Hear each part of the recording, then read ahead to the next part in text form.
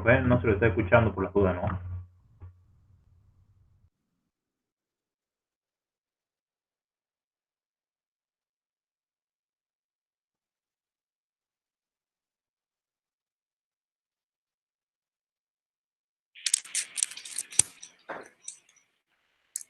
Ahí. Ahora sí.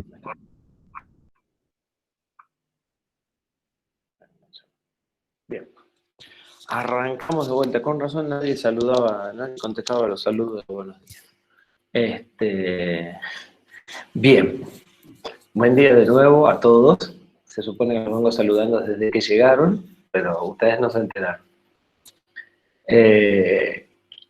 Bien. Continuamos con sus rutinas. Habíamos estado viendo el funcionamiento del stack pointer. Habíamos estado viendo el funcionamiento del salto BL, del salto que utiliza al registro de enlace, al LR, registro en el que se guarda el valor del PC previo al salto y que nos va a permitir llamar a subrutina.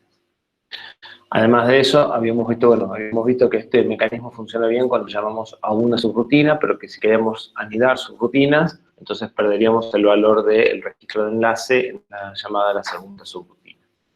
Y habíamos visto también que en ese caso entra en juego el stack,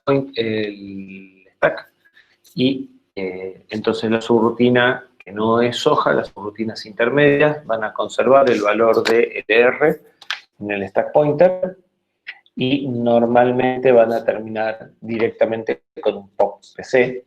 Podrían hacer un POP LR y un BXLR, pero en general no vale la pena, directamente se recupera el valor en PC y con eso retorna, ¿sí?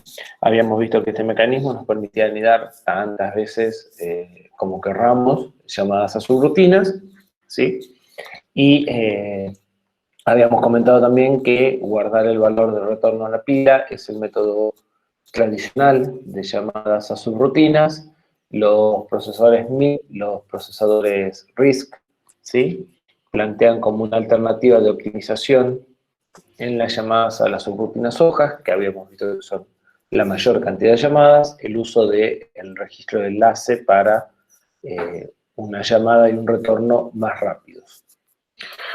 Ya habíamos dicho que las subrutinas, además de necesitar un mecanismo para ir y volver al mismo punto en el que eran convocadas, necesitaban pasar parámetros, ¿sí?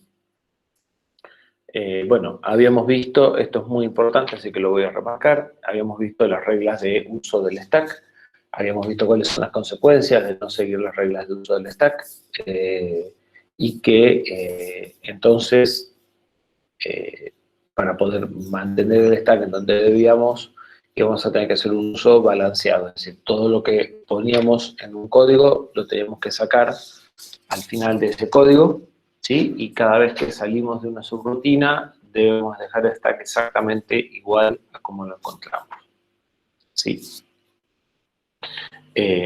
Además habrá que tener cuidado de no desbordar las áreas que nos hayan asignado, que es otro problema importante. Bien, y habíamos dicho entonces que para llegar a lo que es un comportamiento similar al de las funciones de C, además de poder llamar a estas subrutinas desde cualquier lugar, íbamos a necesitar pasar parámetros para modificar el comportamiento de las subrutinas. Y habíamos planteado que íbamos a encontrar 4 formas de pasaje de parámetros, de las cuales habíamos llegado a analizar solo la primera. En la primera, el paso de parámetros se va a hacer por registros. Vamos a almacenar en los registros de propósito general los parámetros de entrada y vamos a encontrar en los registros de propósito general, en general solo en R0, los parámetros de salida, ¿sí?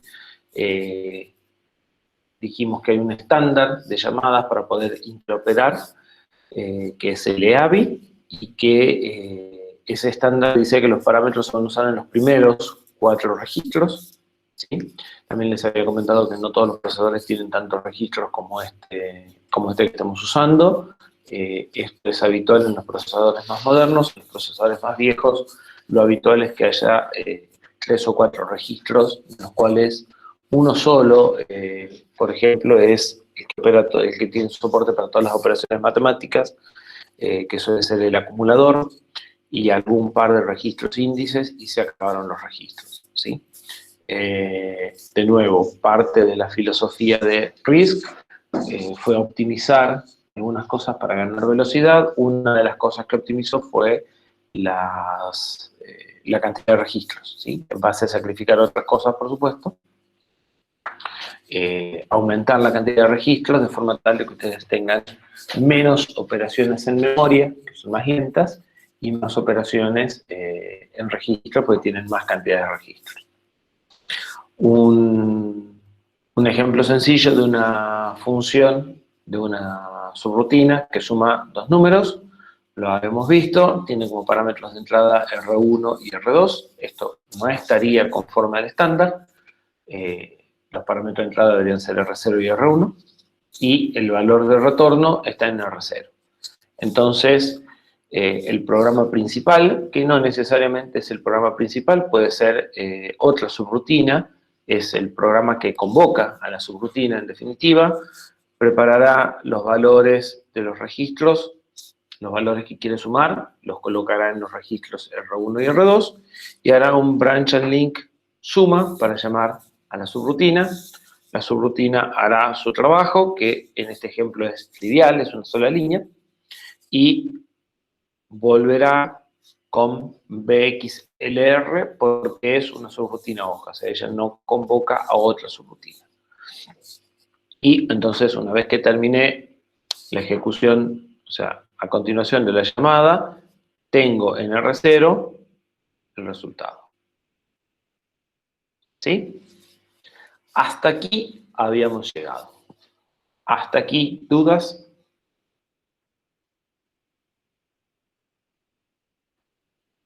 Ninguna.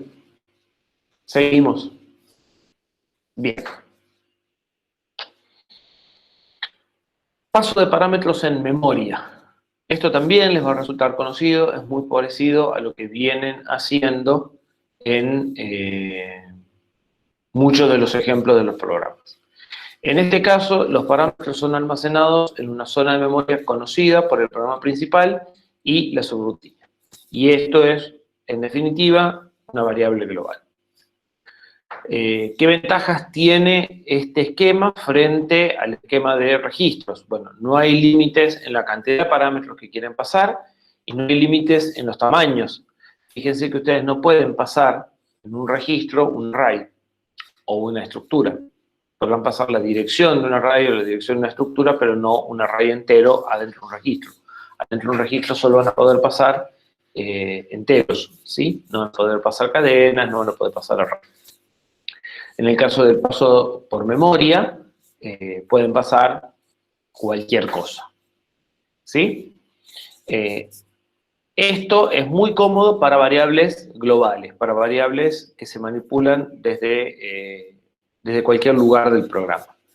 Pero ustedes deben de tener el concepto fijado por programación 1 y por programación 2 hasta cierto punto, de que las variables globales no suelen ser una buena idea. O sea, no es buena idea tener muchas variables globales en un programa.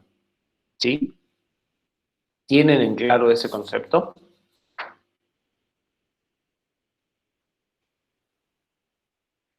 ¿Por qué no es buena idea? ¿Por qué? ¿No lo tienen? Benjamín, sí. A ver, contanos, Benjamín, ¿de dónde sacaste el concepto del dictado anterior? Eh, a ver, yo entendí que si, a ver, que solamente es recomendable para constantes y hasta ahí, ¿no? Porque incluso, eh, bueno, a ver, perdón, recién despierto estoy. El punto es que se desperdiciaría memoria. Bueno, estaríamos usando memoria que casi al pedo sería mejor usar memoria solamente en las funciones, en las subfunciones. Siempre. Está bien. Benjamín dice que no es Bueno, recomendable por un problema de optimización, ¿sí? ah, Por ahí yo la variable la utilizo en 2 o 3 procedimientos y iba a estar ocupando la memoria durante toda la ejecución del programa, y es cierto, ¿sí? Pero en realidad hay otra razón por la cual es preferible no usar variables globales y usar parámetros a las subrutinas, ¿sí? Ustedes podrían no usar parámetros en las subrutinas si usan variables globales. Como las variables globales se ven en todo el código, entonces no hace falta pasarlas por parámetros, ¿sí? Es una forma de paso de parámetros en definitiva, pero son parámetros ocultos. No están en la lista de parámetros formales de la subrutina. Y eso no se recomienda. Y no se recomienda porque se le pierde el rastro a quien cambia las variables globales, ¿sí? Es como que todo el mundo mete mano en esa variable, en cualquier lugar del programa, y si estamos hablando de un programa serio, de un programa grande, de un programa que tiene muchos archivos y varios miles de líneas de código, andar buscando dónde se cambian cada una de las variables es un problema. Entonces, en general, lo que se recomienda es que todas las variables que tengan que ser manipuladas por un procedimiento se las pase explícitamente como parámetros al procedimiento, ¿sí? No que haya cosas globales que todo el mundo puede ir y meter mano medio sin pedir permiso, ¿sí? Es un problema simplemente de claridad y de mantenimiento del código, pero a lo largo de lo que queda de la carrera van a descubrir, y a lo largo de su vida profesional más todavía, van a descubrir que obtener un código limpio y mantenible es una de las mayores premisas que van a tener, ¿sí? Rara vez van a preferir, o deberían preferir, optimización por sobreclaridad. El software es algo que vive mucho tiempo, al que hay que ir haciéndole correcciones y que después uno no se acuerda de dónde se hicieron, por mucha documentación que haya. Entonces, cuanto más claro sea el código, mejor. Y cuantas más reglas de buena conducta apliquen en el código, mejor. Entonces, el uso de variables globales no va a ser algo muy recomendado, a pesar de que es la única forma de comunicación cuando tenemos más de un programa corriendo al mismo tiempo, como el caso de de las interrupciones y el programa principal, que están corriendo de forma concurrente, o como en los sistemas operativos cuando tienen más de un programa corriendo simultáneamente, ¿sí? Ahí, para ciertas cosas, la única forma de comunicación que hay a la corta o a la larga son variables globales, ¿sí? En ese tipo de casos como que no hay otra alternativa. Pero en general no va a estar muy aconsejado usar variables globales, vamos a dejarlas para lo mínimo indispensable, ¿sí? Pero bueno, además está entonces el tema, además del tema de claridad o el tema de orden en el código, está el tema que decía Benjamín, de que si yo tengo n subrutinas, que se pueden llamar entre sí, cada subrutina debería tener una dirección de memoria asignada para las variables de esa subrutina, y entonces empiezo a tener muchas fracciones de RAM, de memoria que no se usan, ¿sí? Mientras esas subrutinas no se están llamando. Además, hay un problema de complejidad en la asignación de las direcciones, porque ustedes vieron que el segmento .data y .text se deben definir, o sea, se hace complejo definir los segmentos .data en múltiples archivos, se puede, pero es toda una historia. Entonces, todo eso agrega complicación al uso de las variables globales, ¿sí? Entonces, este es una forma simple de usar, ¿sí? De hecho, es lo que venimos usando. Para ver un ejemplo, tenemos una dirección base en donde vamos a poner las tres palabras en forma consecutiva, ¿sí? Como si fuese una especie de array de 3 valores, donde los 2 primeros valores son los 2 operandos y el tercer valor es el resultado. Y esto en realidad más que un array sería, por la forma en la que estamos usando, donde hay cosas distintas, una estructura de 2 enteros, ¿sí? Una estructura con el sumando A, el sumando B y el resultado, ¿sí? Eso sería la forma de hacer esto mismo en C. A eso lo vamos a poner en la sección data, ¿sí? algo muy parecido a lo que hicieron en los prácticos, no, en el laboratorio 1, ¿sí? Entonces, el programa principal, que es esta parte, pone en esas direcciones de memoria los valores que quiere sumar, ¿sí? Apunta un registro a la dirección de memoria base,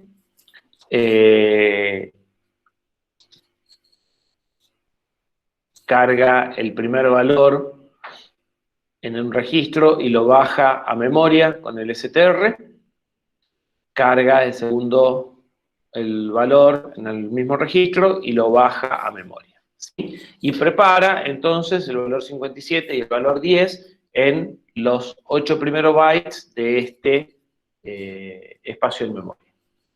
La subrutina, que es esta parte, sabe cuál es la dirección, así que carga un registro apuntando al lugar donde sabe que están los datos, carga el primer operando, carga el segundo operando, lo suma, guarda el resultado en el tercer lugar y retorna.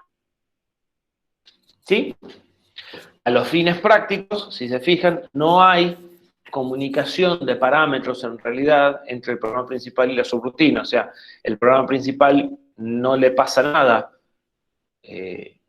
La subrutina ya sabe que tienen los datos en base más 4 y base más 8, ¿sí? Y carga de base y de base más 4 los operandos y guarda el resultado en base más 8. ¿Sí?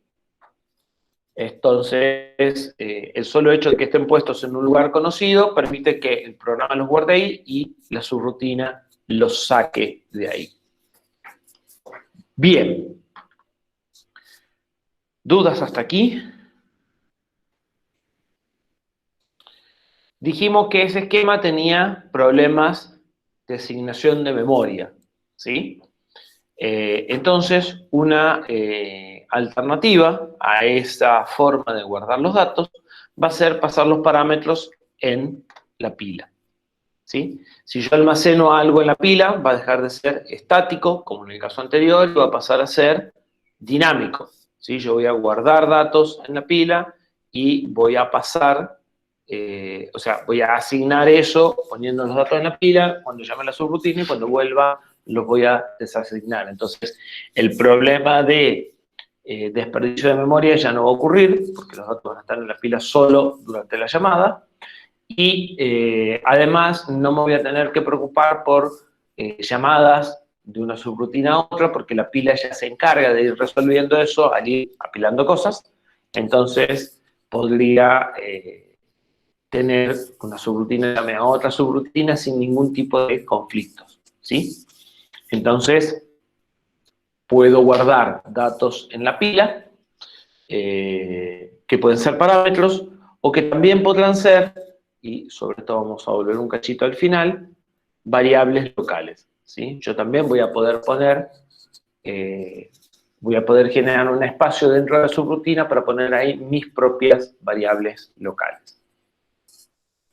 ¿Qué desventaja tiene usar la pila?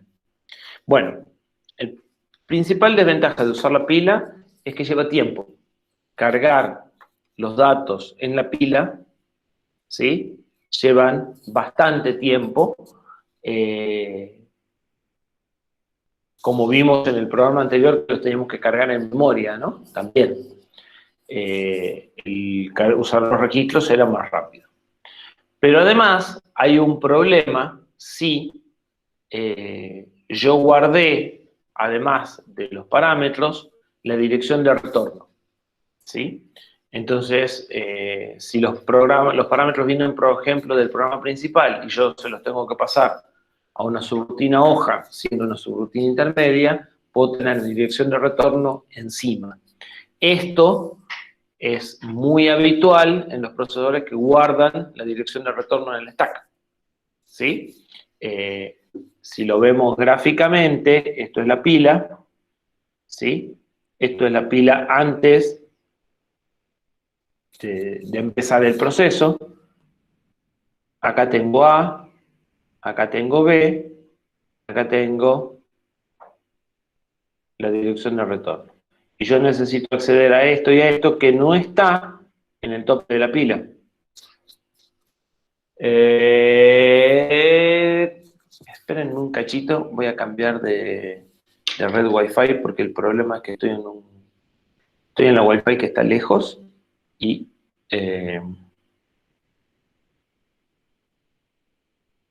está con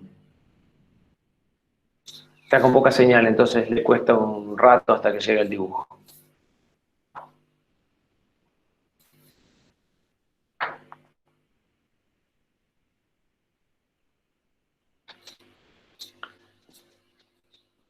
A ver ahí.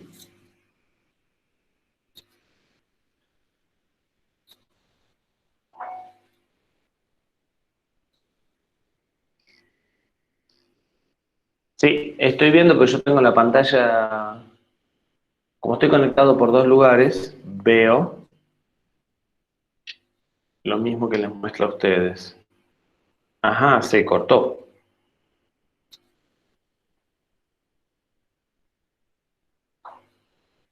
Vamos de nuevo.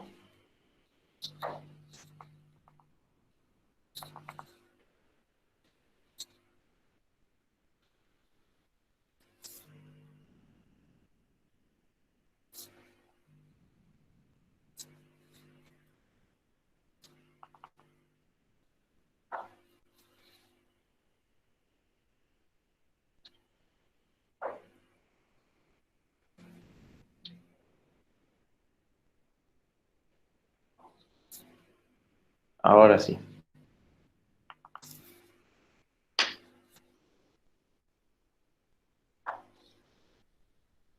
Bien, ahora sí están viendo.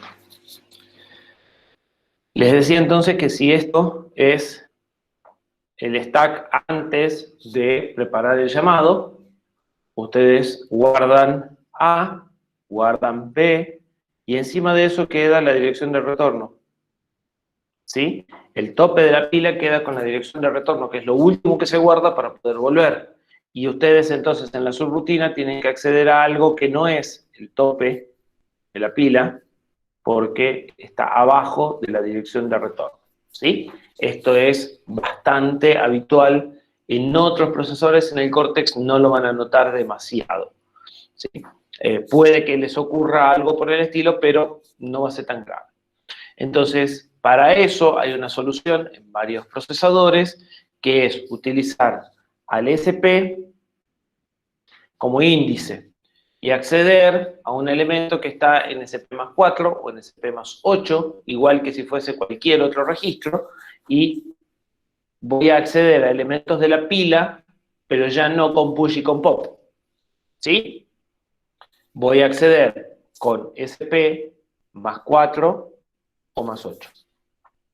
¿Sí? Y de esa forma voy a poder leer y escribir los datos que están por debajo del tope de la pila sin tener que sacar y poner cosas.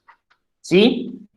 ¿Se entiende esta idea? Vamos a borrar y dibujar más prolijo, como para repetirlo, porque esto es importante. Si esta es la pila,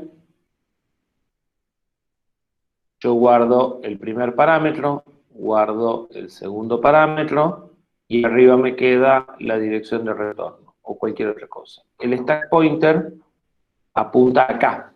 Si yo hago push o pop, si yo hago pop, lo que estaría sacando es esto. Y a mí no me interesa sacar eso, a mí me interesa sacar esto. Entonces, lo que voy a hacer es acceder a SP4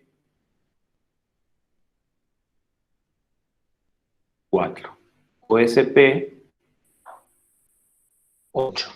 Entonces, de esa forma, yo voy a poder acceder a este bloque de memoria, ¿sí?, que está dentro de la pila, como si fuese un bloque de memoria más cualquiera. ¿Sí?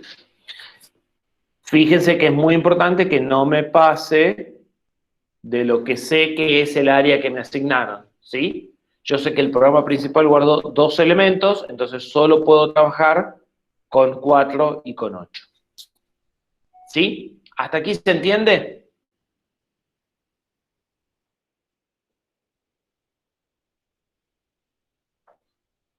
Bien, pero ¿qué sucede si yo necesito guardar cosas en la pila? Por ejemplo, registros que estoy usando.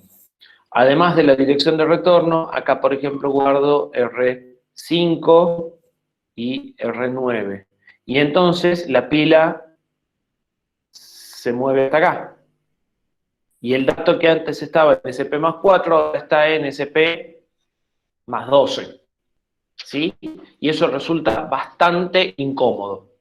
Entonces, lo que vamos a hacer es, ni bien empieza la subrutina, vamos a apuntar al tope de la pila con R9. ¿Sí? R9 va a apuntar al tope de la pila ni bien empiezo.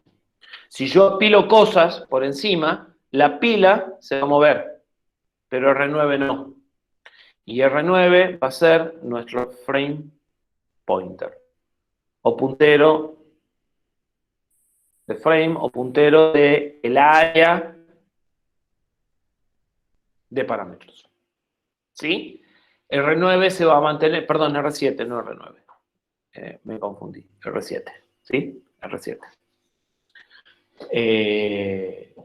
R7 se va a mantener constante durante toda la ejecución de la subrutina, señalando al valor del stack pointer inicial, al que yo recibí cuando empecé.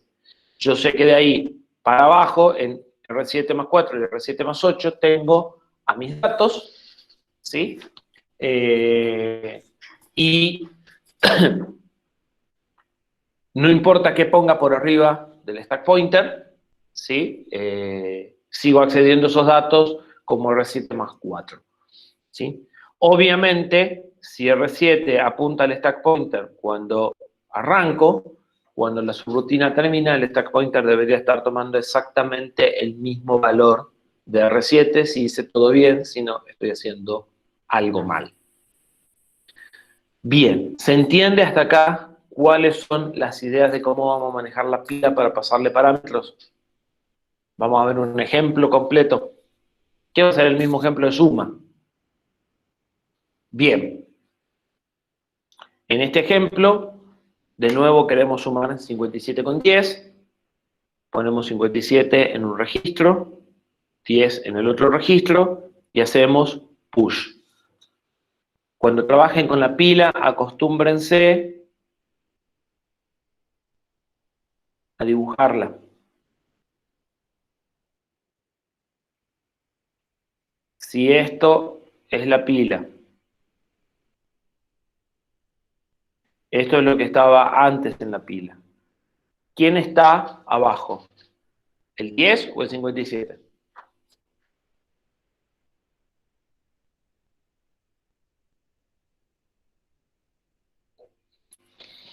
Rosalba dice el 10.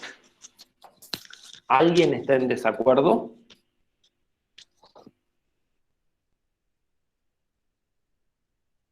El 57. Bien, tenemos las dos posturas. Juan dice R1. Si Juan dice R1 es lo mismo que Rosalba que dice el 10. Gonzalo dice 57. ¿Por qué R1? ¿Por qué el 10 o por qué el 57?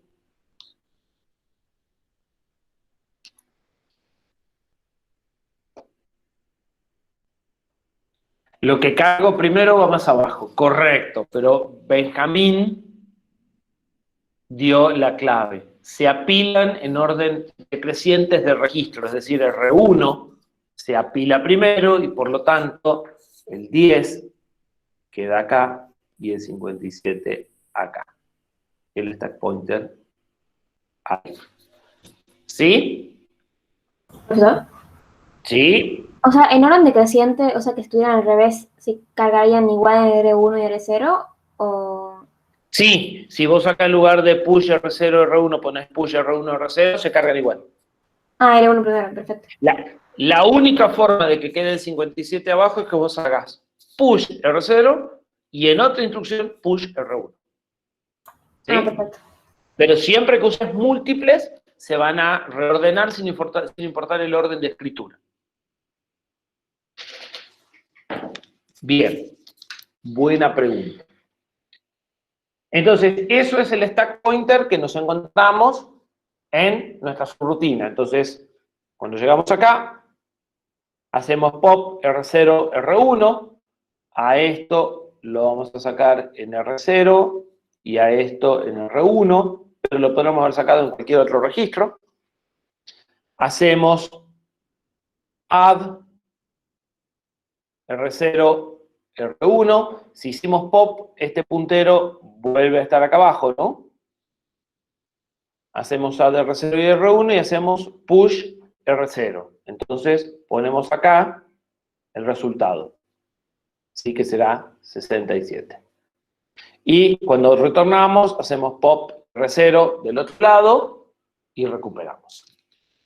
¿Qué opinan de esta forma de usar la pila?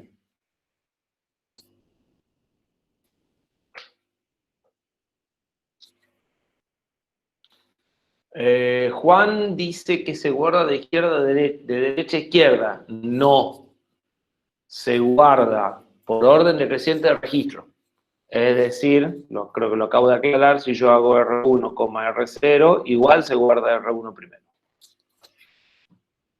Este ejemplo es transparente. Este ejemplo no es solo transparente, sí, podría ser transparente, pero este ejemplo no sigue una regla básica que habíamos dicho del stack pointer.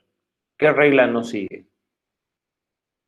¿Qué habíamos dicho que íbamos a hacer con el stack pointer? O con el stack en general.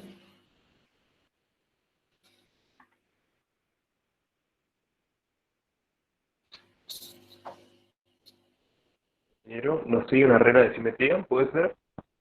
Exactamente, no sigue una regla de simetría, no vuelve el stack en exactamente el mismo punto que en el que lo encontré.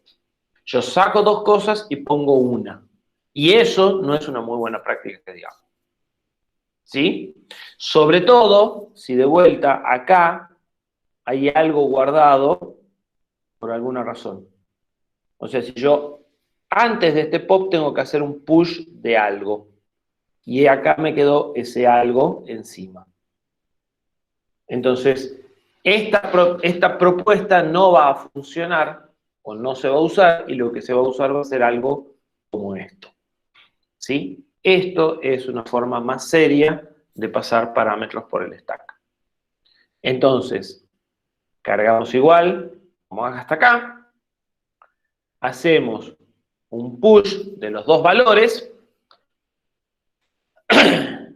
la subrutina hace un push de algo, entonces acá tendría el 10, el 57 y el LR con el SP acá.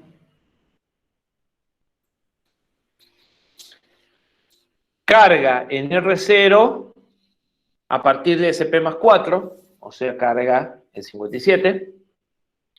Carga en R1 a partir de SP más 8, carga el 10. Hace la suma y lo guarda en SP más 4. Lo guarda acá, pisando el 57 y poniendo el resultado encima de uno de los parámetros.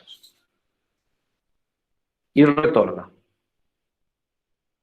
Y el programa principal, que puso dos registros, ahora saca dos registros. Uno con el resultado y uno con basura. Pero entonces, ahora sí seguimos la regla de el que pone dos datos, saca dos datos, ¿sí? Una regla mucho menos propensa a errores. Y entonces aparece lo que habíamos dicho de usar el SP en modo indexado. ¿Sí? Si yo pusiera y sacara más cosas, podría apuntar R7 a acá, usar acá R7, y entonces puedo hacer push y pop a lo largo de la subrutina todo lo que quiera, tranquilo, que sé que los parámetros van a seguir en R7 más 4 y R7 más 8, o R7 más 0 y R7 más 4, depende si el R7 lo hice acá o acá, ¿sí? pero no va a cambiar, ¿sí? Si yo tengo que hacer push y pop a lo largo de la subrutina para poner o sacar cosas, R7 va a quedar apuntando a lo que se llama el frame o el marco de llamada, ¿sí? Por eso el nombre de frame pointer.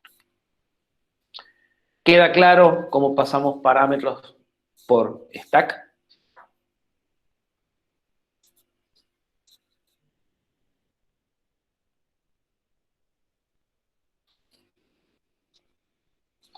Bien.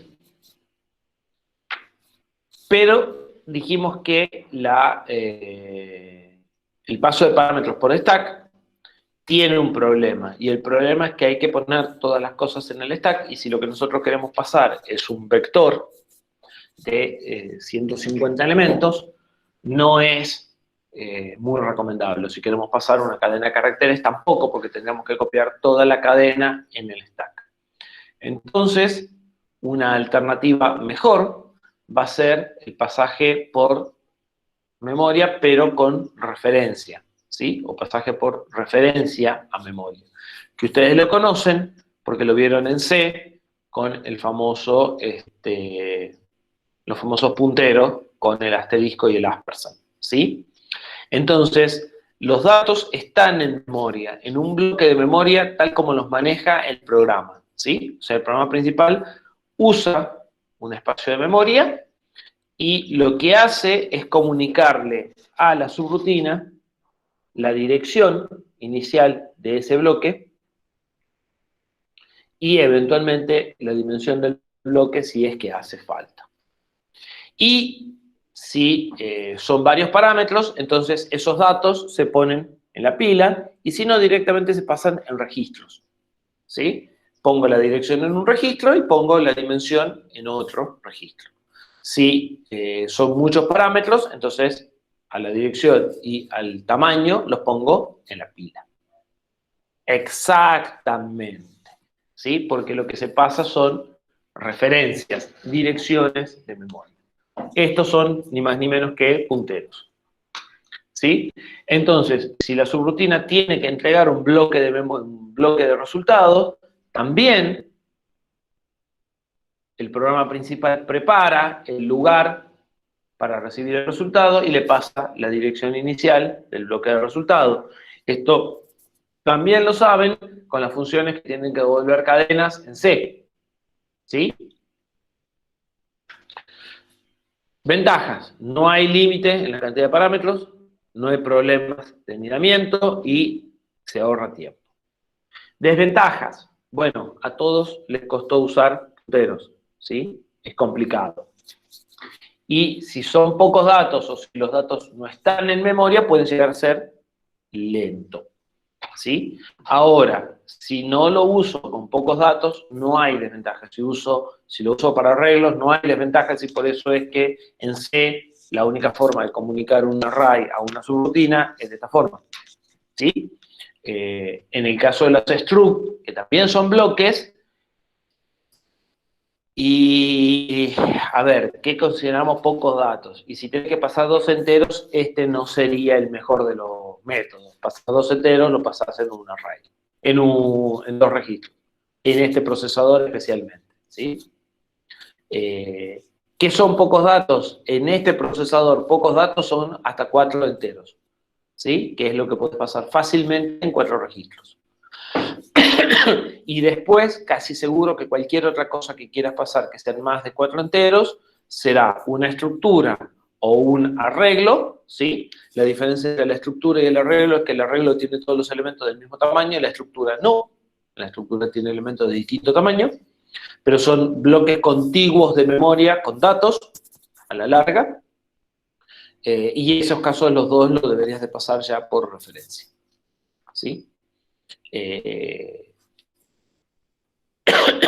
En otros procesadores donde tengas menos registros para pasar parámetros o más registros para pasar parámetros, ese pocos datos podrá cambiar, ¿sí? En el procesador que va a ver el año que viene, en el MIPS, tienen 6 registros, creo, para pasar parámetros, o 5 para pasar parámetros, en lugar de 4 como en este. Entonces, tienen un dato más. En algún procesador más viejo, por ahí tienen 2 registros para pasar parámetros, ¿sí? Entonces, pocos datos serían los que puedo pasar fácilmente por registro. La realidad es que los dos métodos más usados son registros y referencia, como paso de parámetros. Pero en realidad, de vuelta, si ustedes tienen una subrutina que necesita 6 parámetros, los primeros parámetros van en los registros y el resto van en la pila. Entonces, sí se pasan parámetros por la pila, pero ¿qué se pasa por la pila? Los parámetros que no se pueden pasar por registros. Y en general van a ser o números enteros o direcciones de memoria y están pasando pasos por referencia.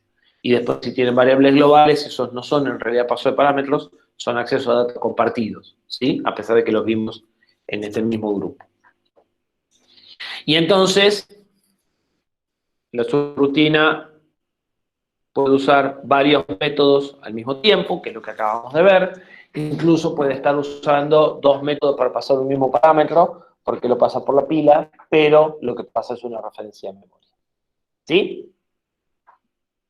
Si cerramos con el ejemplo de paso en memoria por referencia, vamos a ver, y esto es importante que quede claro, que este programa es muy parecido al primer programa que vimos hoy.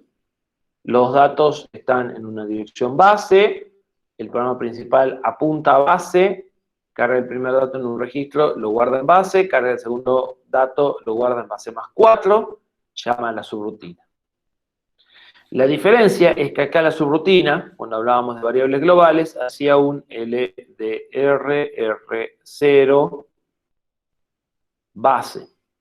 Es decir, la subrutina ya sabía dónde estaba la referencia en memoria y iba a buscar los datos en base. En cambio ahora se lo comunican. Hay un parámetro que es el R0 apuntando a base, que lo carga el programa principal y lo usa la subrutina. ¿Sí?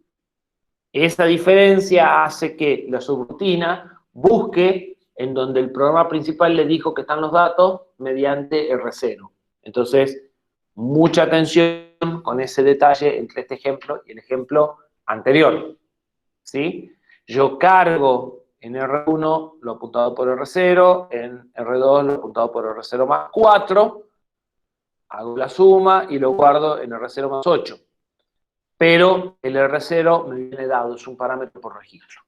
¿Sí? Termino con un BX y vuelvo, y acá puedo recuperar el dato de la suma, si es que me hiciera falta usarlo inmediatamente.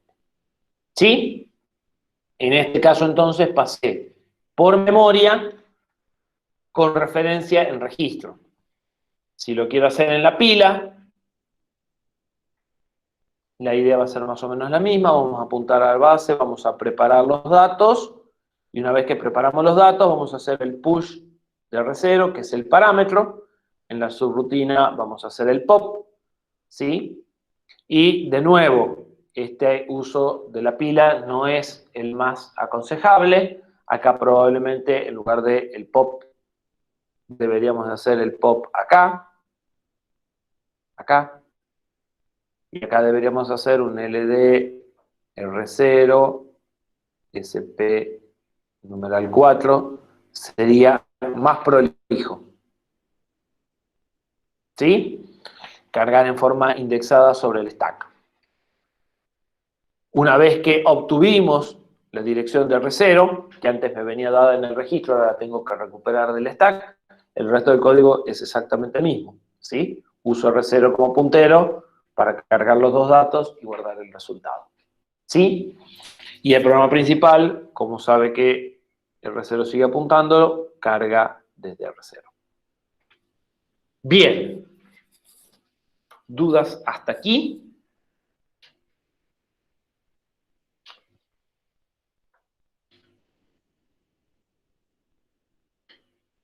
Bueno, ya habíamos dicho entonces que tengo varias formas de pasar parámetros. El stack puede entrar en juego, puedo pasar por registro, puedo pasar por stack, el resultado puede estar en registro, puede en stack, que son las más usadas. Y entonces, si yo quiero armar bibliotecas de subrutinas y reusarlas sin tocarlas, ¿sí? Piensen que cuando hablamos de reusar código es tomar el código sin cambiarle un punto y coma, ¿no? Si ustedes tienen que tocar algo del código, entonces no están reusando, están copiando y pegando. Y eso, a diferencia del reuso, que es una forma muy efectiva de ahorrar tiempo, el copiar y pegar en código es una forma muy efectiva de meter la pata, ¿sí? Cuando ustedes tocan una línea de código, rompen el código y el código deja de andar. Entonces, reusar es al mismo código como estaba, sin tocarle nada, usarlo. Si ustedes tienen que adaptarle pedacitos y meterle mano, eso no es reusar, eso es copiar y pegar. ¿Sí? Entonces, si queremos poder reusar código, queremos poder llamar siempre a printf o siempre a cualquiera de las, a itoa, por ejemplo, necesitamos que haya una forma estándar de pasar parámetros. Y para eso, o ahí entra en juego el ABI, Application Binary Interface, que es las convenciones de uso de registros, ¿sí? Esto es una convención, o sea, hubo un grupo de gente que se puso de acuerdo, en este caso no es un grupo de gente que se puso de acuerdo, ARP dijo se hace así y punto, pero digamos que es una convención, en cómo vamos a pasar los parámetros. Es algo voluntario, nadie me obliga, cuando estoy en Assembler, a pasar los parámetros de esta forma. Pero si sigo esta convención, voy a poder hacer que interoperen subrutinas en Assembler con subrutinas en cualquier otro lenguaje de alto nivel. En el caso de ARM, entonces, el ABI, que es el EABI, dice que los primeros 4 parámetros se pasan en registros, empezando por el registro R0, ¿sí? Leyendo los parámetros de izquierda a derecha en el orden en el que están declarados en C. Entonces, el primer parámetro, el parámetro que aparece a la izquierda en la lista de parámetros formales, se manda en R0, el segundo se manda en R1, el que sigue en R2 y el que sigue en R3. Si hay más parámetros, esos se guardan en la pila, apilándolos en el orden en el que veníamos, ¿sí? O sea, en la pila vamos a encontrar el parámetro 5, arriba el 6, arriba el 7, arriba el 8, ¿sí? El valor de retorno de una función C, sabemos que una función C solo puede devolver un valor, ese valor va a ir en R0. Entonces, esta convención va a permitir la interoperación de registros, ¿sí? Hay un documento que está subido en la página que se llama AAPS, que es la convención de llamadas, el ARM Architecture Procedure Standard Call, las procedimientos de llamadas estándar, ¿sí? De ARM, que define la convención que acabamos de decir, ¿sí? Define todo esto, obliga el parámetro de retorno en R0 y hace un par de aclaraciones más, que esto también es habitual en los procesadores más modernos y no era habitual en los procesadores más viejos. Habíamos dicho que para que las subrutinas puedan operar con otras subrutinas, iba a ser importante saber qué modificaban y qué no modificaban, y que plantear reglas de convivencia que en general iban a ser, que le íbamos a llamar transparencia, que era que las subrutinas dejen todo como está, salvo lo que deben tocar, ¿sí?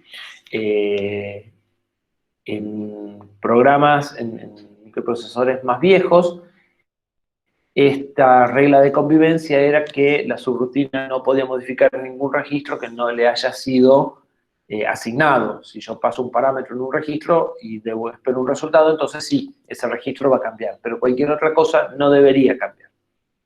En el caso del ARM, esto es para toda la familia ARM, las subrutinas son libres de modificar R0 a R3 más R12. ¿Sí? R12 está reservado para el uso del assembler como registro intermedio para cálculos de saltos que son muy lejanos, más allá de lo que pueden saltar, y para direcciones efectivas, para ese tipo de cosas usa R12. Entonces, una subrutina puede modificar R0 a R3 libremente. Eso quiere decir que en este programa, para que tomemos dimensión, en un ejemplo que justo detecté cuando lo estábamos dando, esta línea podría no andar. Porque esa línea que se está pintando en este momento asume que R0 sigue apuntando a base. Yo cargué R0, llamé a una subrutina y supongo que R0 conserva el valor. El estándar AVI dice que esta subrutina podría haber modificado R0 acá y que esto podría estar apuntando a cualquier lado. Y que si el programa llamador o programa principal, que le decimos habitualmente, que es este, puso algo en R0 antes de la llamada a la subrutina, es responsabilidad de él guardarlo antes de la llamada a la subrutina y recuperarlo después si pretende encontrar el valor en R0. ¿Sí? Entonces, esto que estamos viendo no está conforme al estándar, no por parte de la subrutina, sino por parte del programa principal. El programa principal está asumiendo que la subrutina no modifica R0 y no debería de hacer eso. ¿Sí? El programa principal no está conforme al estándar. Alguien podría recodificar esta subrutina de otra forma, modificar R0, por ejemplo, poniéndole acá pozo incrementado y moviendo R0, y entonces este programa principal deja de andar. ¿Se entiende lo que estoy diciendo? Bien. El resumen rápido de esto es que se reparten los registros. De R0 a R3 son del programa principal. Y de R4 a R11, perdón, R0 a R3 son de la subrutina. Y R4 a R11 son del programa principal. ¿Sí? La subrutina puede cambiar lo que se le dé la gana sin pedirle permiso al programa principal en R0 a R3. Y el programa espera conservar todo lo que estaba en R0 a R4, en R4 a R11 sin que la subrutina lo toque. Si alguien se sale de esos límites, si la subrutina necesita algo más que R0 a R3, entonces le tiene que guardar el valor al inicio y recuperar el valor al final. Si el programa principal quiere conservar los valores en algo que no sea R4 o R11, los tiene que guardar él antes de la llamada y volver a guardar y recuperarlo después de la llamada. La idea, obviamente, es que la subrutina, en lo posible, se limite a estos registros y el programa principal se limite a estos registros. ¿Sí? Entonces, si el programa principal acá utiliza R4, ya está conforme al estándar. ¿Sí? En resumen, R0 a R3 los van a poder usar en el programa principal, los van a poder usar en las subrutinas, pero si no quieren andar guardando cosas y recuperando cosas innecesariamente, R0 y R1 lo tienen que usar para lo que son variables de muy corta vida. Por ejemplo, R1 en este caso. ¿Sí? Yo necesito poner el 57 en un registro para después poder ponerlo en memoria. El valor de R1 nace acá, muere acá. 2 líneas. ¿Sí? Ese tipo de operaciones se hacen con R1, con R2, con R3. Mientras que este tipo de operaciones se hacen con R4, con R5 o con R6. ¿Sí? R4, R5 y R6 son normalmente punteros o variables, podría ser un contador de lazo, que uso a lo largo de todo el programa, ¿sí? Desde el principio hasta el fin. Mientras que R0, R1 y R2 son variables que uso muy cortito. Seteo acá, acá ya no me sirve más el valor. Seteo acá, acá ya no me sirve más el valor. ¿Sí?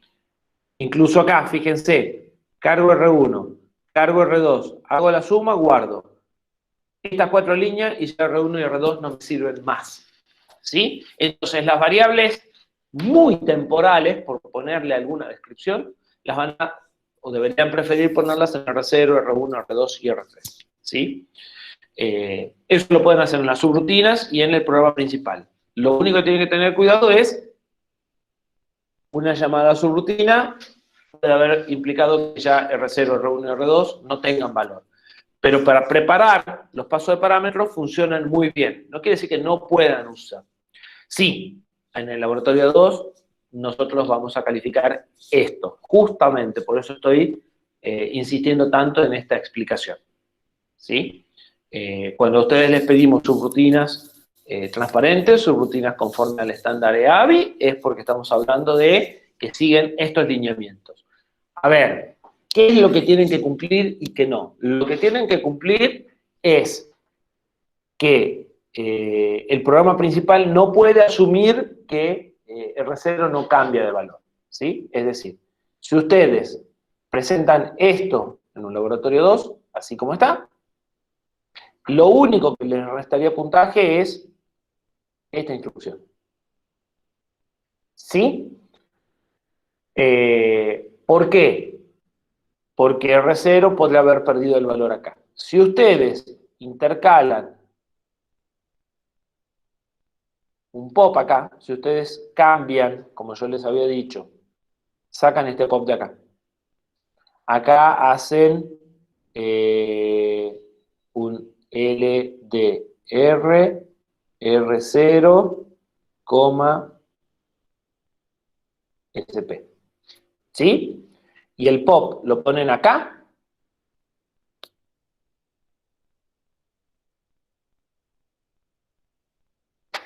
Ya está perfecto.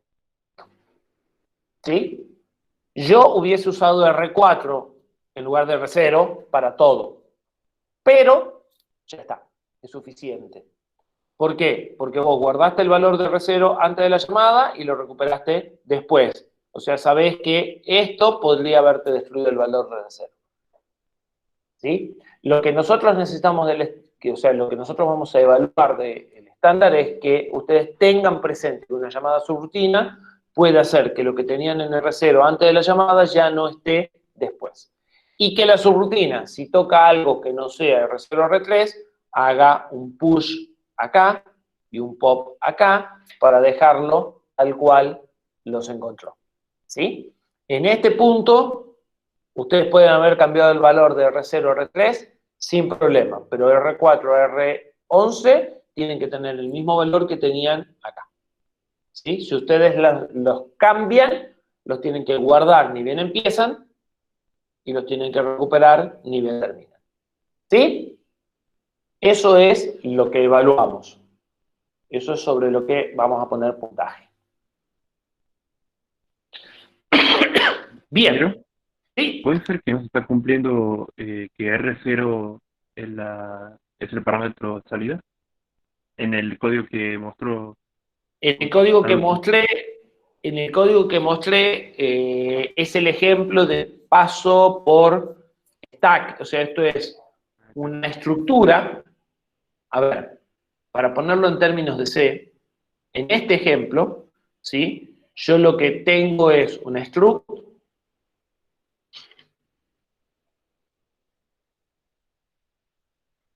que tiene int A, int B, int resultado. ¿Sí? Y lo que estoy pasando es un puntero a esta estructura. ¿Sí? No estoy pasando A, B y res. No sé si se entiende la diferencia.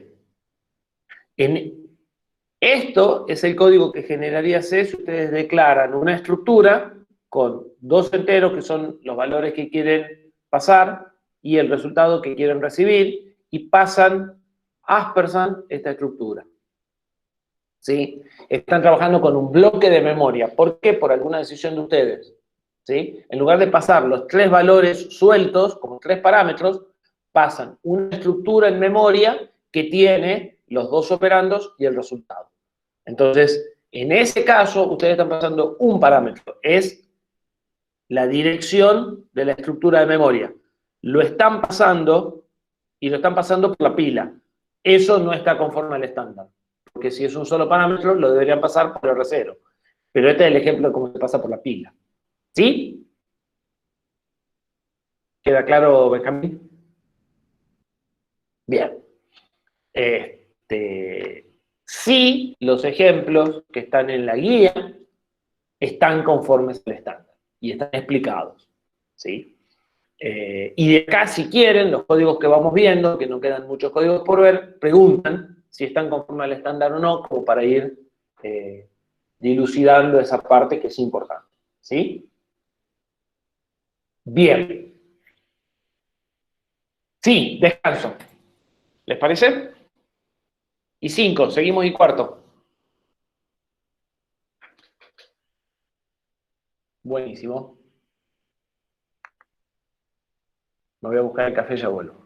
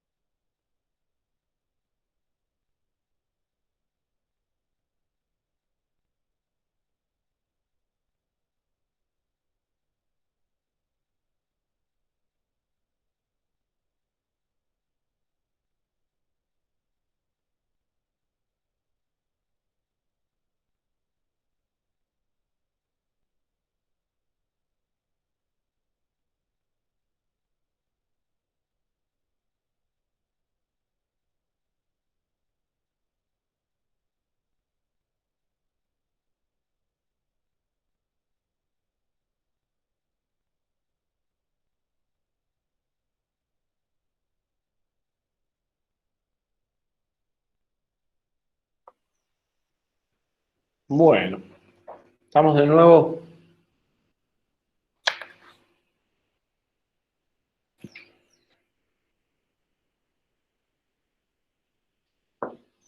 ¿Están? Ya los perdí. Bien. ¿Dudas? ¿Seguimos?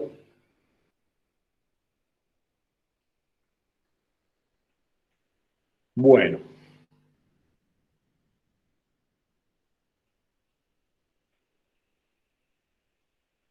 Ejemplo. A ver, aunque este ejemplo no está desarrollado totalmente. Si quieres sumar números de 32 números de 32 bits sin signo. Los números están almacenados a partir de la dirección datos y el resultado hay que colocarlo a partir de la dirección resultado. Y lo que queremos hacer es una rutina totalmente general, ¿sí? Que pueda ser llamada desde cualquier lugar y por lo tanto que cumpla la convención EABL. ¿Sí? Es decir, el bloque de variables puede estar en cualquier lado y el bloque de resultado también puede estar en cualquier lado. Si quiero sumar 32 números de 32 bits con signo, ¿de cuánto debería ser el resultado?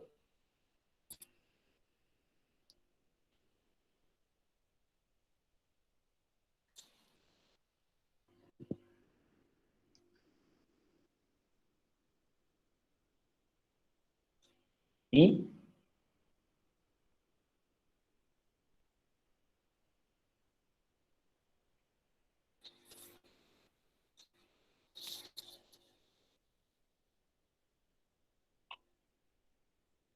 Se supone que fueron a buscar un café y están despiertos. Pero 33 bits es cuando sumo ¿cuántos números de 32? 2. Yo estoy sumando 32 números de 32 bits.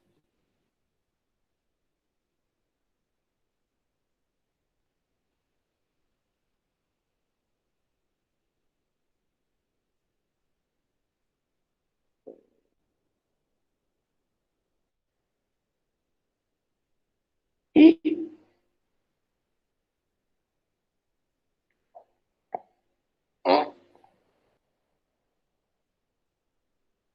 Gastón dice 48. ¿Están de acuerdo?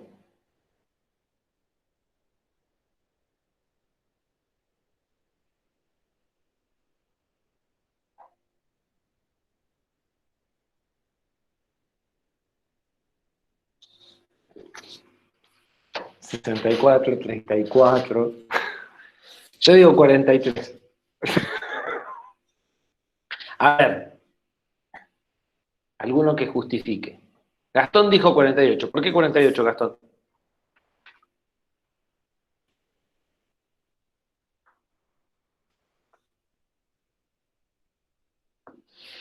Dale, micrófono o chat, lo que quieras.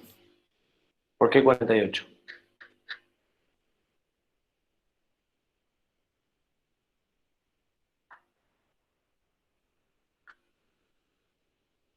Perfecto. Si toman grupos de dos números, ¿sí? Van a ser 16 sumas y eso va a dar 33 bits.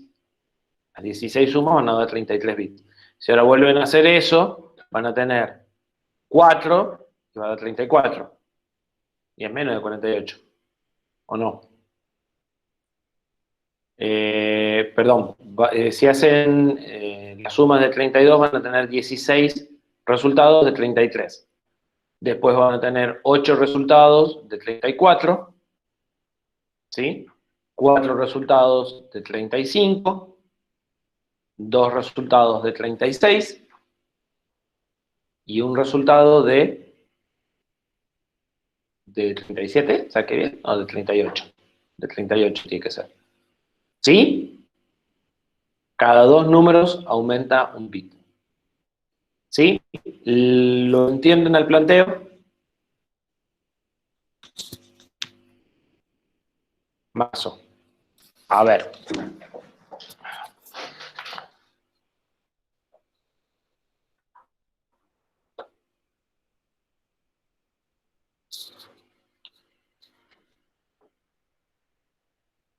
Yo tengo 32, que no pienso dibujar los 32, de 32. Cuando sumo esto, estos son de 32, y tengo 32. Sumo estos dos, obtengo 1 de 33. Sumo estos dos, obtengo 1 de 33. Sumo estos dos, obtengo 1 de 33. ¿Sí? Entonces, los 32 operandos de 32 se transformaron en 16 resultados parciales de 33. ¿Sí? ¿Hasta ahí sí? Bien. Como corresponde a la matemática, repitamos el proceso. Sumemos cada par de 33 y vamos a obtener uno de 34. Entonces esos 16 parciales de 33 se convierten en 8 parciales de 34. ¿Sí?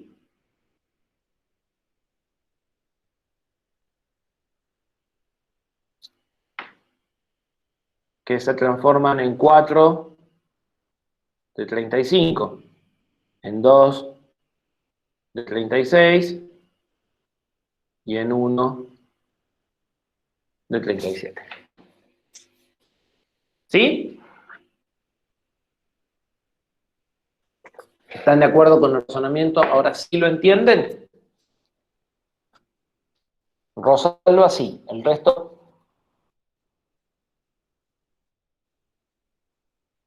Bien, perfecto.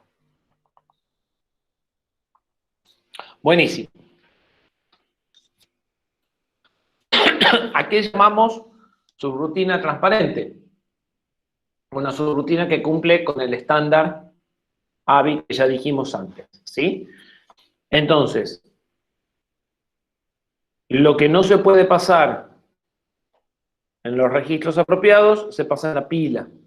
Y es transparente porque el programa principal sabe que puede cambiar y que no. En realidad es porque el nombre viene de antes, de donde los programas no cambiaban nada, entonces es como si la subrutina no estuviera, porque el programa principal encuentra todo tal cual estaba.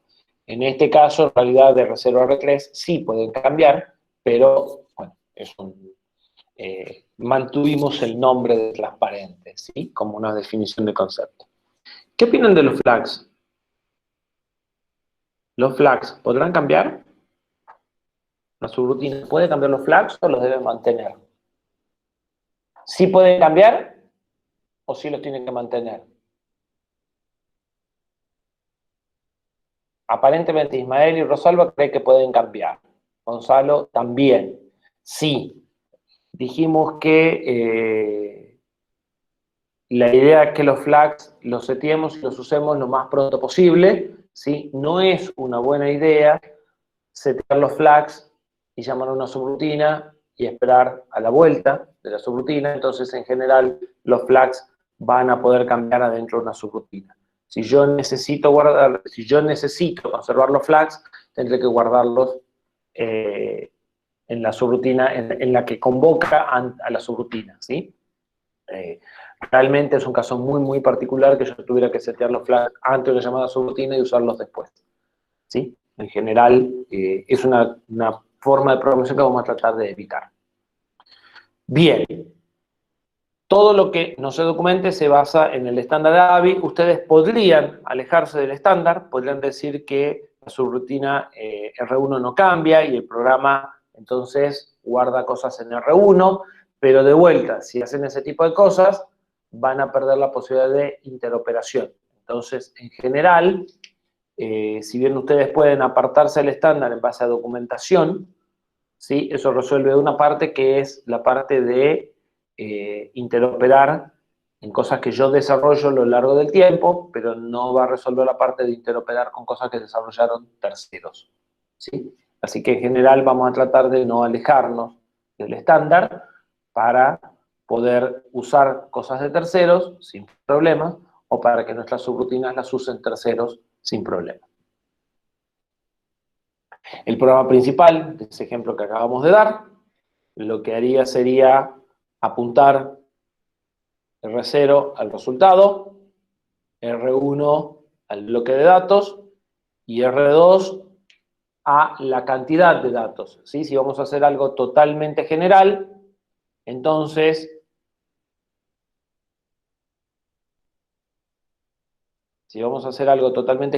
estos 32 números también van a ser un parámetro, ¿sí? Para saber cuántos números son los que tengo que sumar. ¿Sí? Y entonces, una vez que apunté los 3 registros,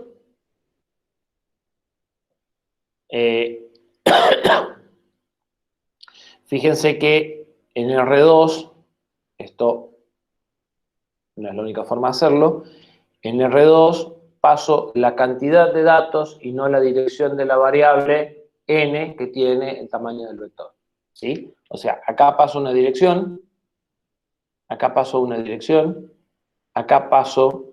la cantidad. 32 datos y no la dirección de n que tiene el valor 32. ¿Sí? Así que cuidado con este tipo de cosas. Esto sería una función que recibe resultado como asterisco, vector como asterisco y cantidad. Eso sería el prototipo de la función C a la que estamos llamando. ¿Sí? La subrutina podría llamar a otra. ¿Sí? Si la subrutina llama a otra, cuidado que la subrutina puede perder de nuevo R0 R4. ¿Sí? Y eventualmente R9. No, R9 no lo puede perder. R12 podría perder. ¿Sí? Y el programa principal debería liberar, si quieren hacer las cosas bien, R0, R4 antes de una llamada. Lo está usando para pasar parámetros, así que el único que queda en duda acá es R3. ¿Sí? Bien.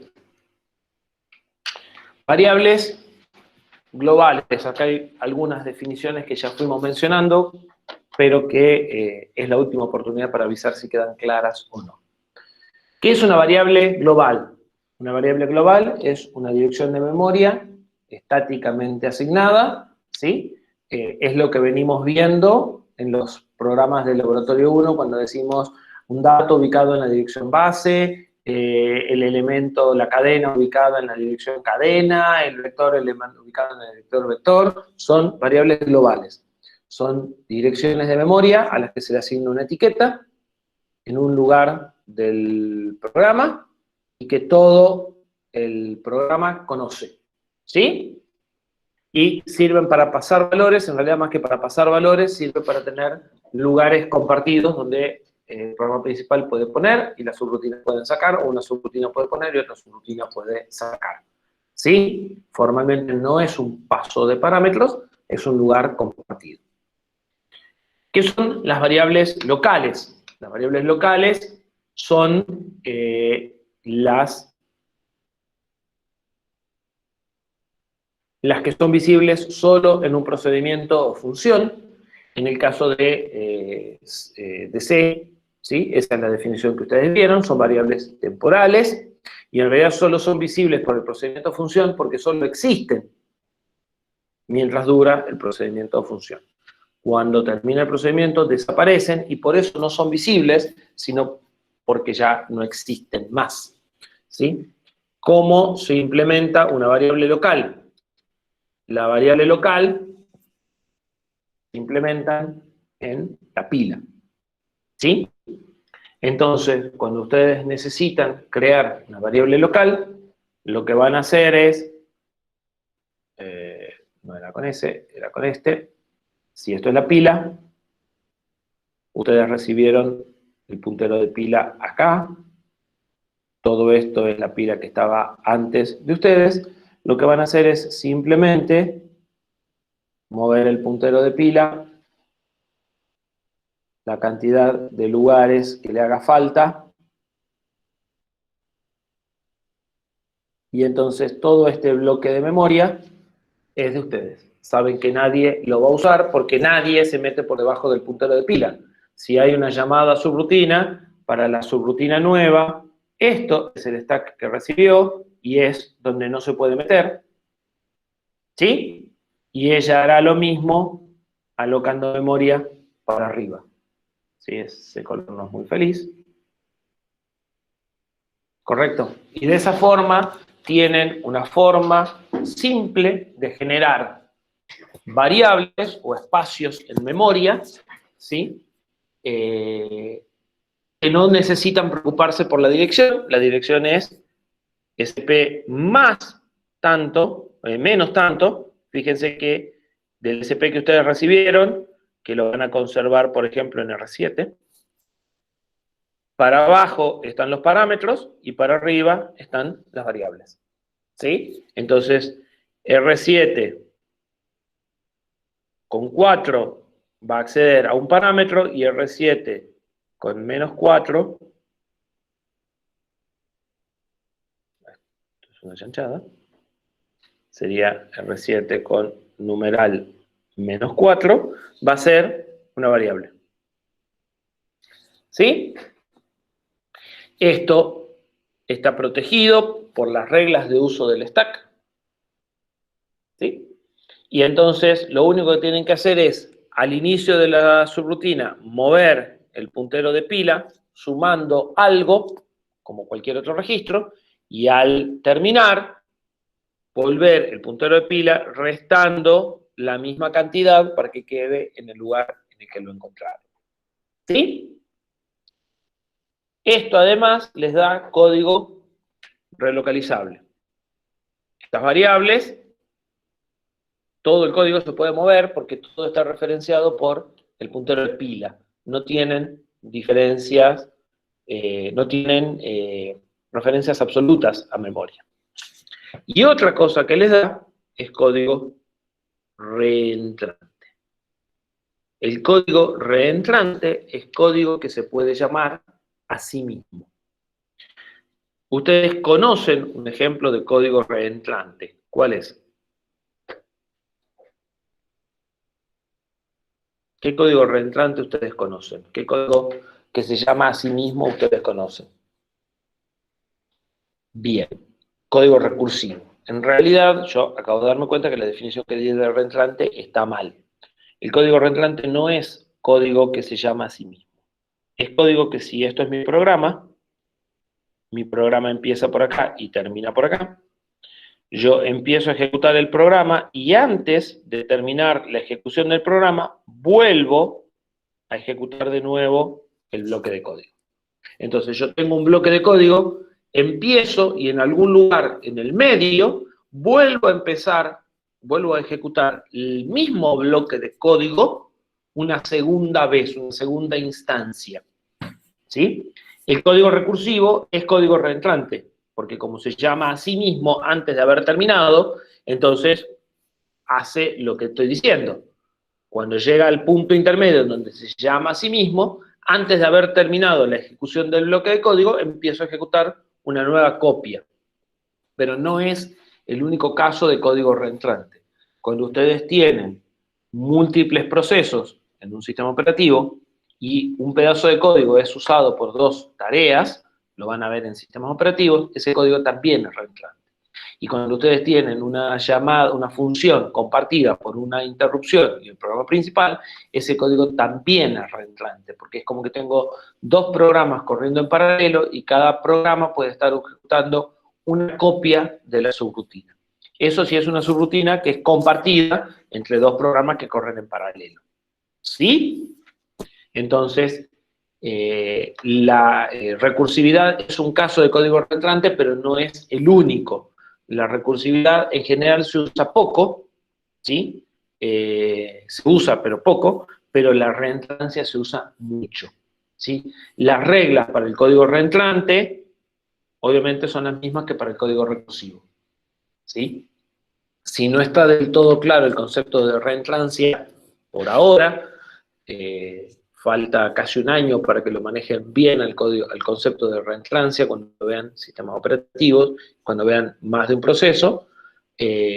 piensen en recursivos, ¿sí? El recursivo es un ejemplo de código reentrante. Pero como les digo, todos los problemas que tienen las subrutinas recursivas también la tienen, o las van a encontrar en subrutinas que son compartidas por más de una tarea cuando tienen dos cosas corriendo en paralelo.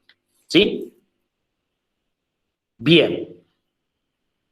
Puntero de pila, ya lo habíamos dicho, lo volvemos a recordar. Si vamos a usar variables en la pila, ¿sí?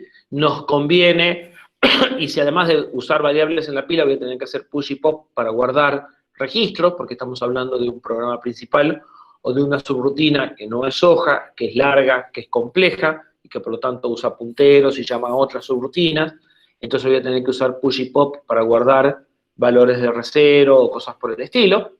Entonces me va a convenir usar R7 para congelar el puntero de pila. Y bien empiezo, ¿sí? Y todo lo que dijimos de accesos respecto al stack pointer con variables positivas o con variables negativas para acceder a los parámetros o acceder a las variables, lo voy a hacer respecto a R7, ¿sí? Lo mismo que hacía con el SP, lo voy a hacer con R7. Solamente que voy a poder hacer push y pop por encima, tranquilo, sin pensar que en un momento la variable accede con el subíndice 4 y en otro momento accede con el subíndice 8. ¿Sí? Eso es lo que buscamos con el frame pointer. ¿Se entiende la idea de frame pointer y la idea de stack pointer?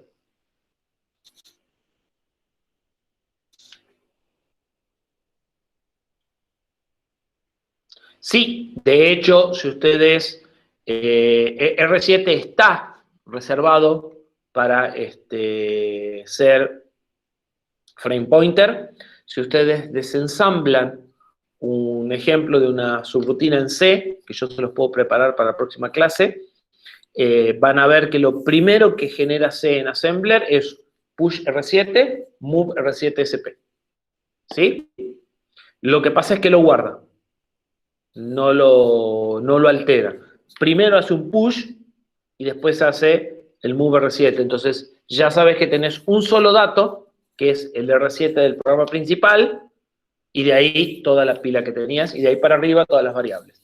O sea, el stack que tenés típicamente en una subrutina de C va a ser una cosa así. Esto es el stack que había previo. Acá van a estar tus parámetros. Acá va a estar el R7 del programa principal. ¿Sí? Y acá van a estar tus variables. Entonces, vos llegás a la subrutina con el SP acá. ¿Sí?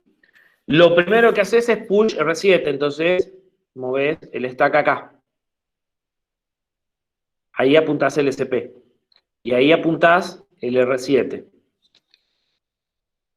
Y después movés el SP para generar tu bloque de variables. Y después de eso todavía harás más push y pop si querés, no importa. El R7 ya se queda congelado acá. El R7 apunta al R7 viejo, si lo querés. Para arriba de eso tenés tu bloque de variables y para abajo de eso tenés tus bloques de parámetros. Y cuando terminás, podés hacer dos cosas. Podés ir desalocando las cosas o podés hacer simplemente SP, toma a R7 menos 4. Toma R7 y pop R7. ¿Sí? ¿Se entiende? Si la subrutina no es hoja, probablemente vas a hacer pop R7, pop LR, push R7, push LR, y lo mismo, y acá te van a quedar dos datos. ¿Sí? Eso es más o menos lo que hace C. Sabe si la subrutina llama a otras o no, guarda LR y R7 de entrada, o R7 solo, y congela eso con R7, y después para arriba genera las variables si le hace falta. Bien, ya voy a preparar un ejemplito en C y se los muestro cómo se desensambla. Y de paso, si alguno es curioso, les muestro cómo se desensambla. Yo descubrí hace muy poquito cómo pedirle a C que genere el assembler, ¿sí?, del código. O sea, que le genere en un archivo de texto el assembler del código, no en binario, sino el assembler. Exactamente, menos ese. Bien, bien. Subrutinas recursivas. Son subrutinas que se llaman a sí mismas, ¿sí? Eso lo conocen. Hay problemas que son más fáciles de resolver en forma recursiva, el famoso Torres de Hanoi, el famoso factorial. Y para que una subrutina funcione bien, necesitamos dos cosas. Una cosa que les va a costar entender y otra cosa que también les va a costar entender. La primera es que sea una subrutina de código puro. ¿Qué quiere decir código puro? Quiere decir que el código no se modifica a sí mismo. Si ustedes piensan que el código está en memoria solo lectura, flash, ¿sí?, es imposible que el código se modifique a sí mismo. Pero si ustedes piensan que el código puede estar en RAM, porque la memoria RAM no tiene ninguna diferencia técnica con la memoria flash, más allá de que cuando le corte la energía se va a perder el programa, ¿sí? El programa podría hacer cosas tan locas como, si esto es mi programa, y esto es el PC, y esta es la instrucción actual, y esta es la instrucción que sigue, y esta es la instrucción que sigue, podría cargar algo respecto al PC y modificarlo, ¿sí?, y cambiar a la instrucción que sigue, escribiendo en PC+4 o en PC+8, ¿sí? Si hacen ese tipo de locuras, que normalmente no están aconsejadas para nada, pero que es una forma de generar código que es muy difícil de seguir, muy difícil de romper, porque lo que ustedes ven en memoria no es el código que se ejecuta, sino que el código va mutando a medida que se va ejecutando, ¿sí? Obviamente no pueden hacer recursividad, porque en la primera corrida el código se modificó y cuando se llama a sí misma ya se van a encontrar la versión modificada, ¿sí? Entonces, eso que no se debe hacer en general, salvo, no sé, que quieran ocultar algo, no va a ser compatible con llamadas, con subrutinas recursivas. Y lo que van a necesitar también son áreas independientes de datos por la misma razón, porque ustedes van a tener dos copias de la subrutina. A ver, se me acaba de ocurrir una forma donde por ahí podemos ejecutar esto, explicar esto. Si ustedes calculan el factorial de 3, ¿sí? El factorial de 3 se calcula como 3 por el factorial de 2, ¿verdad? Y eso como 3 por 2 por el factorial de 1. Si ustedes se fijan, cuando hacen la recursividad, hacen 3 por y llaman a la función. La primera llamada a la función, la que calcula el factorial de 3, no terminó. Necesita obtener el factorial de 2. Entonces, queda una instancia, se llama, de la función pendiente, porque no llegó al punto de final de ejecución. Y se inicia una nueva instancia que es calcular el factorial de 2. Esa instancia también queda incompleta hasta calcular el factorial de 1. Y recién cuando llegan al caso base, ustedes empiezan a terminar las instancias en orden inverso a las que las fueron creando, ¿sí? Entonces, ustedes llaman a una primera instancia para calcular el factorial de 3.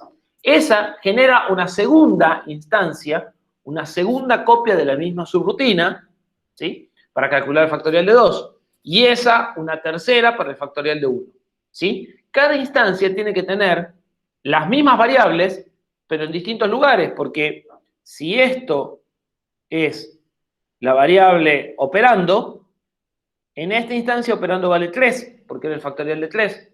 En la instancia que sigue, o en la instancia que se dispara a continuación, operando vale 2. La variable es la misma, pero tiene dos valores distintos, porque hay dos copias de la misma variable, una para la primera instancia y otra para la segunda instancia. ¿Se entiende el concepto de instanciación?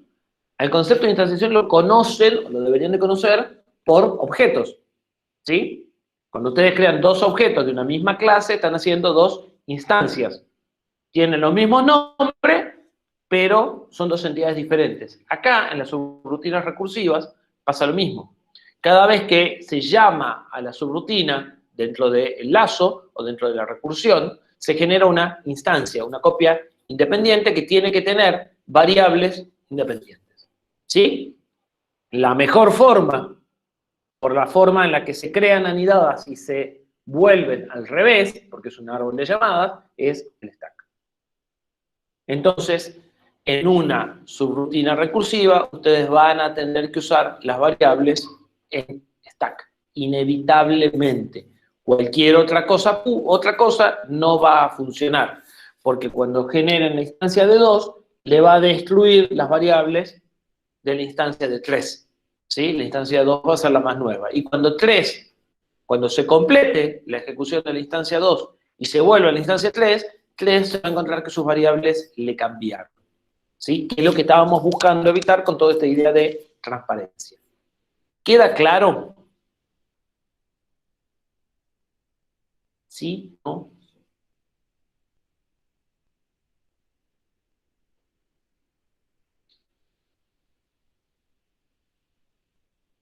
Los perdí del todo. ¿Alguien queda ahí o estoy hablando solo?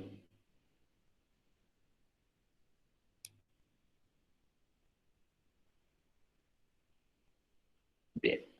Sí. Pero, es que claro, no sé si estoy en lo correcto de lo que está hablando. Creo haber oído alguna vez de que del stack de recursión, ¿sí? Es esto. Que Si vos, ajá, si claro, vos por exactamente. cada llamada tenés que alocar toda la copia de variables, ¿sí? Ese crecimiento de stack que dijimos para las variables locales, decir, bueno, generate un espacio acá y ahí poné tus variables locales, es por cada instancia.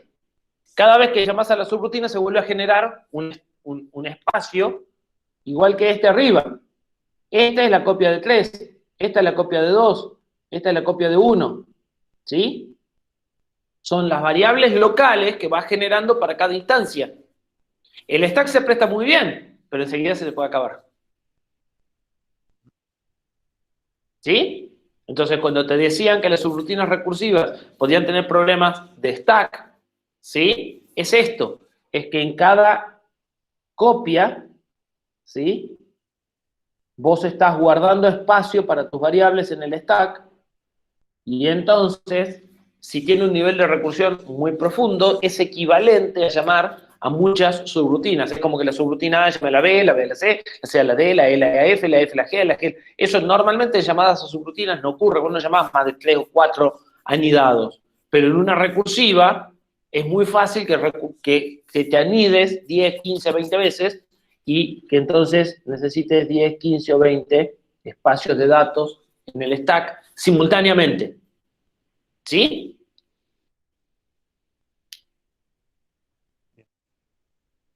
Bien. ¿Dudas de esto?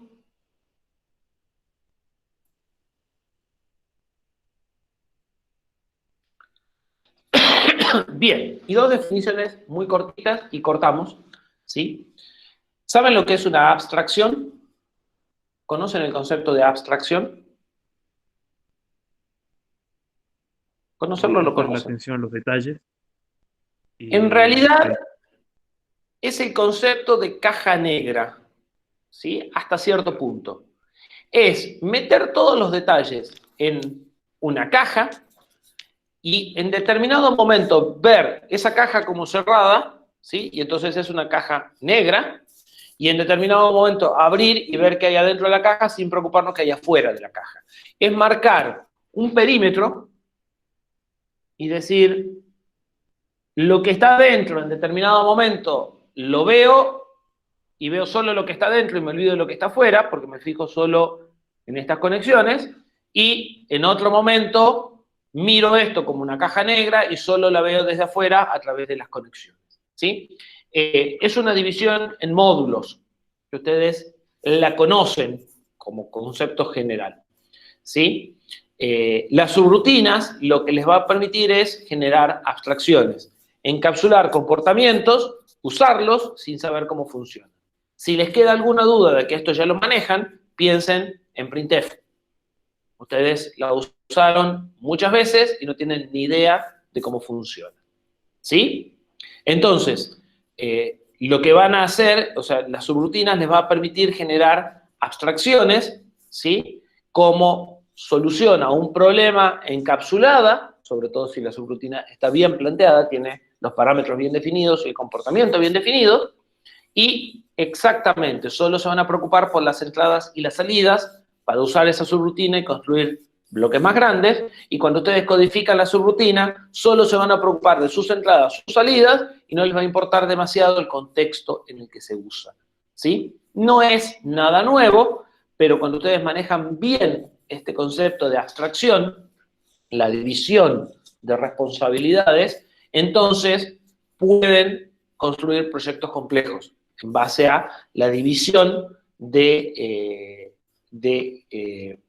requerimientos o de funcionalidades en la justa medida. Si ustedes ponen mucha funcionalidad en una abstracción, esa funcionalidad es tan compleja como el programa principal. Y si ustedes ponen muy poca, el programa principal sigue siendo igual de complejo. La idea entonces es repartir adecuadamente la complejidad entre la subrutina y el programa principal, de forma tal de que cada uno haga una parte, ¿sí? Si la subrutina todavía sigue siendo muy compleja, después de haber hecho las divisiones, esa subrutina se dividirá en nuevas subrutinas, ¿sí? El manejo de la abstracción de cómo ir cortando el problema es una de las cosas más complejas que van a tener, ¿sí? Son y 53 y ustedes tienen clase a las 10, así que queda una sola diapositiva, pero la vemos el miércoles, ¿sí? Y los dejo en libertad. ¿Dudas?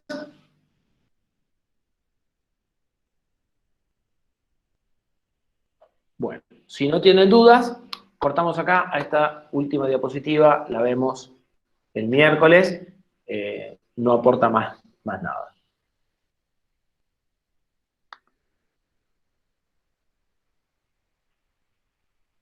Bueno. Miércoles a las 8, teoría, viernes a las 10, evaluación del laboratorio 2. El miércoles, chicos,